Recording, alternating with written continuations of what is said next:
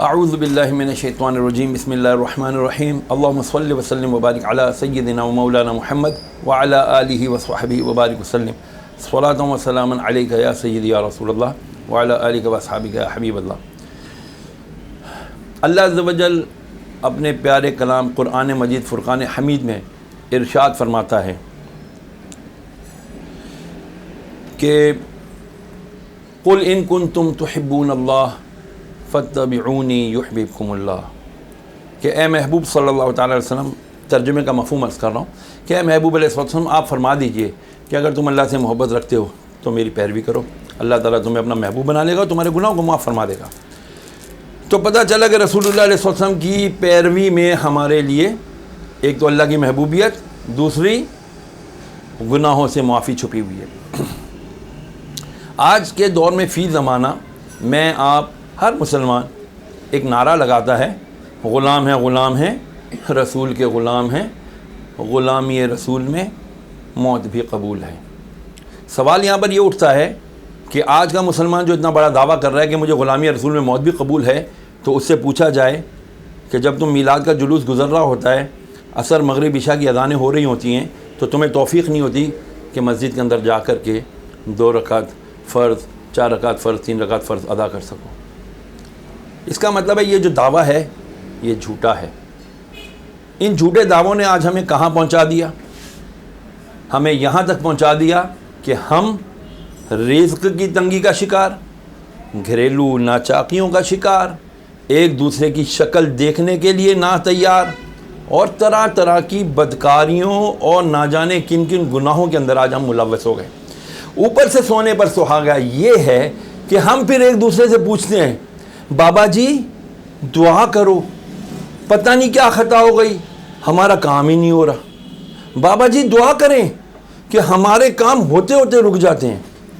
جس بندے کو اپنی خطا نظر نہیں آ رہی، ماں باپ جو اس بابے سے بڑے، بہت ہی بڑے، بہت زیادہ محترم، مقدم، مکرم ہیں، جن کا ہاتھ چومنا اللہ تبارک تعالیٰ نے سعادت قرار دیا ہے، جن کی زیارت کرنا میرے حبیب علیہ الصلوۃ والسلام نے ارشاد فرمایا، جس نے اپنے والد کو اس نظر سے دیکھا کہ اس کے دل میں اس وقت والد کے لیے کوئی نفرت، کدورت، بغض، عناد نہیں تھا، تو اللہ تبارک تعالیٰ اس کی نگاہ گھومنے سے پہلے، پھرنے سے پہلے اس کی مغفرت فرما دیتا ہے۔ 7 آسمان سے اوپر جنت ہے، ماں کے قدموں کے نیچے رکھ دی گئی ہے۔ ہم کہتے ہیں بابا جی دعا کرا دیں۔ ارے سب سے بڑا پیر گھر بیٹھا ہے، ایک بھی نہیں 2 پیر گھر بیٹھے ہیں۔ اگر آپ کے والدین حیات ہیں ان سے دعا کرائیں، ان کی دعا تو کبھی رد ہو ہی نہیں سکتی۔ جو ماں آپ کے لیے دعا کر سکتی ہے، جو باپ آپ کے لیے دعا کر سکتا ہے، وہ تو کوئی کر ہی نہیں سکتا۔ ہمارے آقا علیہ السلام نے کیا ارشاد فرمایا؟ کاش میں نماز پڑھ رہا ہوتا، میری ماں مجھے آواز دیتی، اے محمد صلی اللہ علیہ وسلم، تو میں نماز چھوڑ کر سیدھا ماں کے پاس جاتا اور کہتا ہے لبیک، اے میری ماں میں حاضر ہوں، حکم فرمائیے۔ اور پھر سرکار روئے۔ کیا ہو گیا ہے؟ ہم کہتے ہیں غلامی رسول میں موت بھی قبول ہے۔ یہ کیسی موت ہمیں قبول ہے؟ نماز پڑھتے ہی ہمیں موت پڑ جاتی ہے۔ معذرت کے ساتھ الفاظ میرے اگر سخت ہوں تو مجھے معاف کر دیجیے گا۔ with due respect I would like to say to all my religious scholars، میں ان تمام اپنے مذہبی رہنماؤں سے عرض کروں گا کہ خدا کے لیے ممبر کا کچھ پاس کیجئے، ممبر کا جو حق ہے وہ ادا کیجئے۔ ہم جمعہ کے بیانات کے اندر بنی اسرائیل کی خالی روایات سنانے سے اب ہمیں کچھ نہیں حاصل ہونے والا۔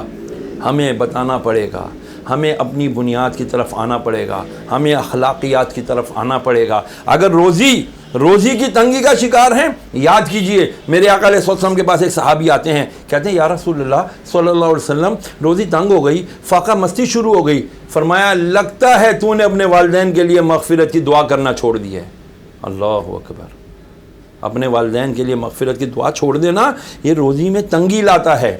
پھر جو زبان سے گالیاں ادا کرتا ہے، اللہ اکبر!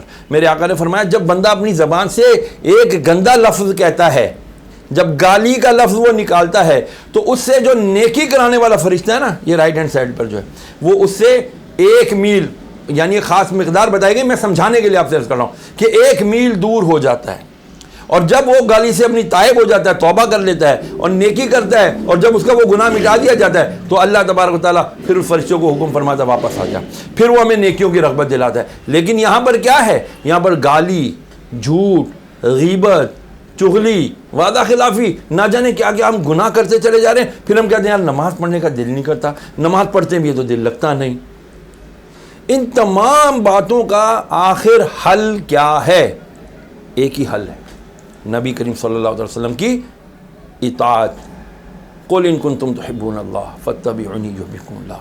اللہ نے ایسے ہی نہیں فرما دیا، کیونکہ وہ قبیلے والے آئے تھے اصل میں۔ اس کا اگر آیت کا ہم شان نزول تھوڑا سا لیں تو وہ یہ ہے کہ ایک قبیلے والے آتے ہیں، کہتے ہیں یا رسول اللہ صلی اللہ علیہ وسلم ہم تو اللہ سے محبت رکھتے ہیں۔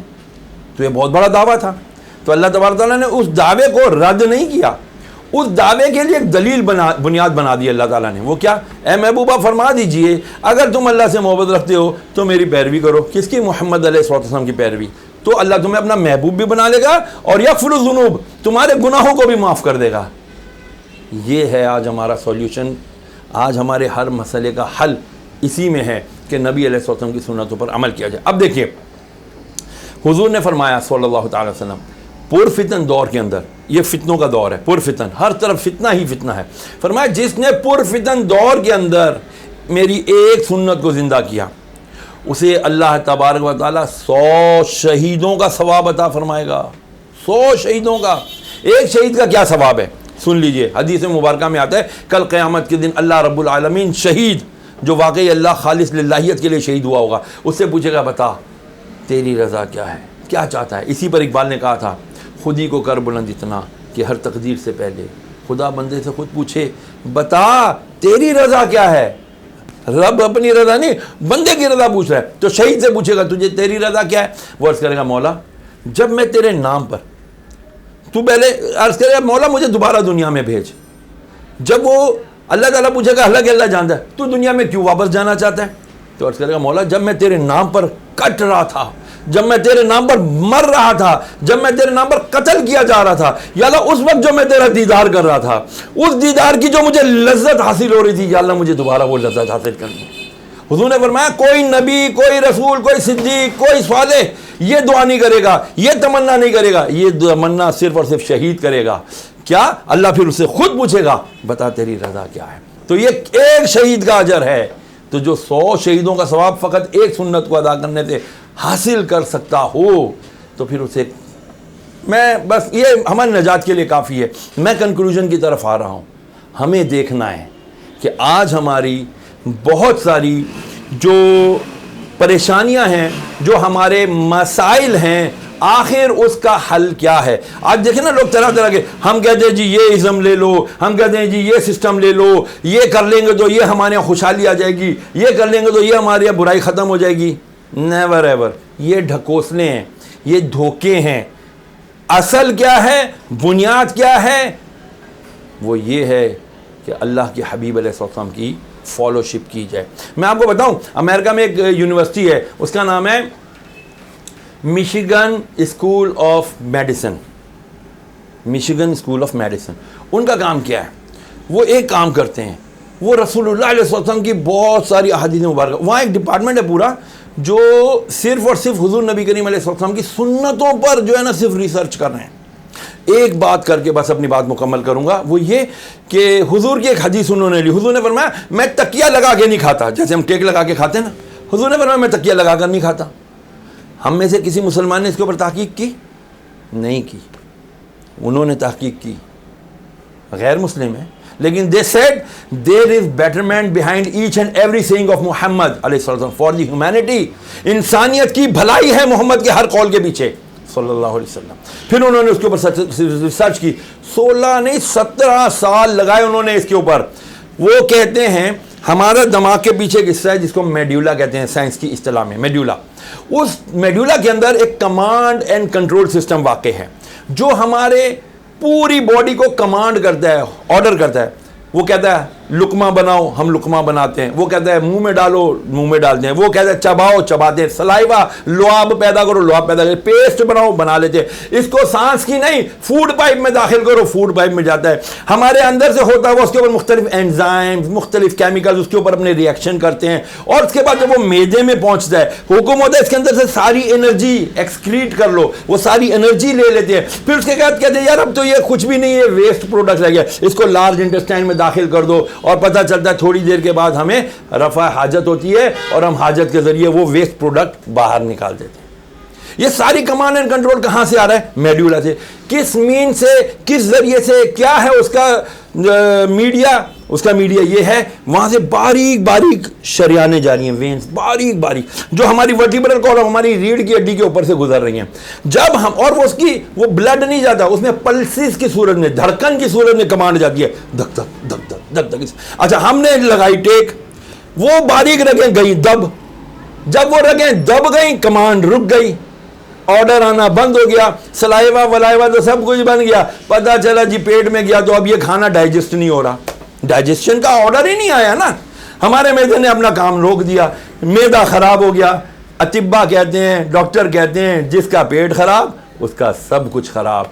क्या कहते हैं ये मिशिगन स्कूल ऑफ मेडिसिन वाले? मोहम्मद सल्लल्लाहु अलैहि वसल्लम has never said anything against the humanity, betterment of the humanity. तो मेरे भाइयों, मेरे दोस्तों, हम गौर करें कि आखिर हमें करना क्या है। नबी अलैहिस्सलाम की सुन्नतों में, उनकी फॉलोशिप में हमारे लिए नजात है।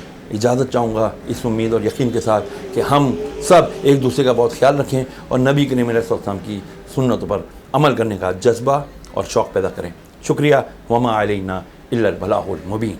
ऐसी इंटरेस्टिंग और मालूमाती वीडियोस देखने के लिए आप अभी हमारे चैनल इस्लाम और दुनिया को सब्सक्राइब करें और बेल आइकन पर क्लिक करना ना भूलें।